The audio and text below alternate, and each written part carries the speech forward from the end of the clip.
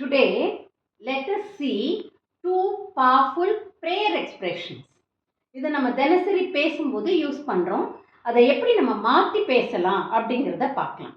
நம்ம யூஸ்வலாக என்ன பண்ணுவோம், lying flat on the ground joining hands அப்படின்னு சொல்லுவோம். அவன் சாஷ்டாங்கமாக ஆண்டவனுக்கு முன்னாடி விழுந்து வணங்கினான் அப்படின்னு சொல்லுவோம். He lay flat on his stomach with his face down and offered his prayers அப்படின்னு சொல்லுவோம்.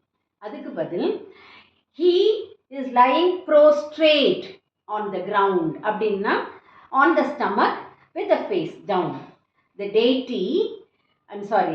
devotee lay prostrate on the ground and offered his prayers to the deity. Deity-na இங்கு கடவுள். Okay.